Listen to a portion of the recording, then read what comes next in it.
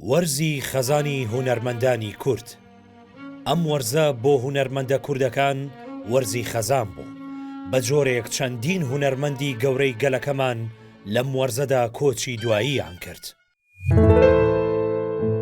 چەندە داواکەم لە دڵ تۆزێکی دیکەش بسرەوە، چەند لە چاوانم ببێ فرمێسکی حەسرەت بسرەوە، چەند بەڵێنی هاتنی ڕۆژ و نەمانی شەو بدەم، چەند تەمەناکەم نەجاتم بێ لە شومی ئەم شەوە. وەک گەلی کورد لەم وەرزەدا شاهیدی لە دەستدانی چەندین قوڕگ و دەست و مەچەک و پێنووسی ئاڵتوونی بووین کە مێژوو سەروەریکی نەبڕاوەیان بۆ خۆیان و گەلەکەیان تۆمار کردووە. پۆڵا نانەوازادە، شاعیر، نووسەر، نیشتیمانپەروەر و سیاسەتمەداری ڕۆژهەڵاتی کوردستان بوو. لە ساڵی 1955 لە شاری مەهابادی ڕۆژهەڵاتی کوردستان لەدایک بووە. خوێندنی لە هەمان شار تەواو کردووە. پۆڵا کوڕی هاشم نانەوازادە شاعیری بەناو و دەنگی ناوچەی موکریان بووە. نانەوازادە سیمایەکی دیار و خۆشەویستی شاری مەهاباد بوو. لە کۆتاییەکانی تەمەنی و لە 55 ساڵیدا دەستی بە شعرنووسین کرد. هەستە پارە و نیشتیمانپەروەریەکەی وای کرد هەرزوو شعرەکانی ببنە میوانی دڵ و دەرونی ملیۆنان کورد. نانەوازادە هاوڕێی نزیکی زۆرێک لە هونەرمەندان و نووسەران بوو. بەشێک لە بەرهەمە شعریەکانیشی لەلایەن هونەرمەندە گەورەکان کراون بە گۆرانی. نانەوازادە لە ئەدەبیاتی بەرگری نەتەوەییدا ناوێکی دیار و بەرچاوی کوردستان بوو. مخابن لە بەرواری 26 دوای 2024دا بەهۆی نەخۆشی لە وڵاتی سوید کۆچی دوایی کرد. نانەوازادە لە یەکێک لە شعرەکانیدا دەڵێت 500 ساڵە کوردستانم دابەش و داگیر کراوە، خاک و وڵات و نەتەوەم بە زۆر لە یەکدا بڕاوە، مافم دەخورێ خوێنم دەڕژێ ئەنفال دەکرێم، وەک ئەوە نییە دەڵێن کوردێک لەسەر قەندیل بەدەست براکەی کوژراوە.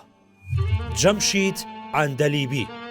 جەمشید عەندەلیبی مۆسیقار و نەیژەنی گەورەی کورد لە ساڵی 1957 لە شاری سنەی ڕۆژهەڵاتی کوردستان لەدایک بووە. یەکێک بوو لە گەورەترین مۆسیقارەکانی ڕۆژهەڵاتی کوردستان کە ناوبانگ و مەزنی کارە هونەریەکانی سنووری وڵاتانی بڕی بوو. لە زۆرێک لە وڵاتانی ئەوروپی و ئەمریکیەکانەوە بانگێژ دەکرا. عەندەلیبی بە هاوبەشی لەگەڵ حسێن عەلیزادە خاوەنی شاکاری نەینەوایە کە دەگوترێت ئەم شاکارە بەرزە بۆ گیانی قوربانیانی کیمیابارانی هەڵەبجە بەرهەمیان راوە. ئەوە جگەلەوەی لەگەڵ دەیان هونەرمەندی کورد و بیانی کاری کردووە.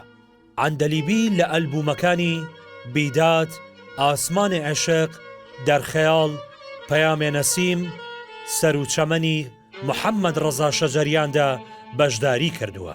جێگەی باسە عەندەلیبی لە ژەنینی نەیدا خاوەنی فۆرمێکی تایبەت بەخۆی بوو کە لە نەیژەنەکانی دیکە جیای دەکردەوە.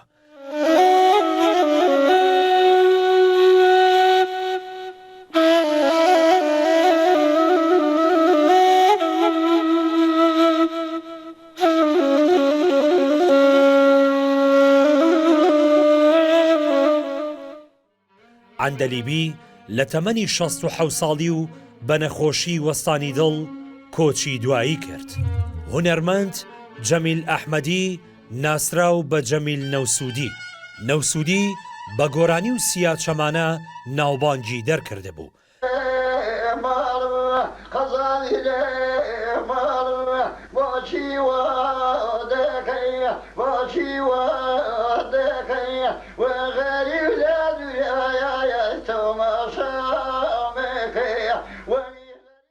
لە پاڵ عوسمان کێمنەی و سەباح هەورامیدا جەمیل نەوسوودی ناوێکی دیاری هونەری کوردی بەگشتی و هونەری ناوچەی هەورامان بەتایبەت بوو.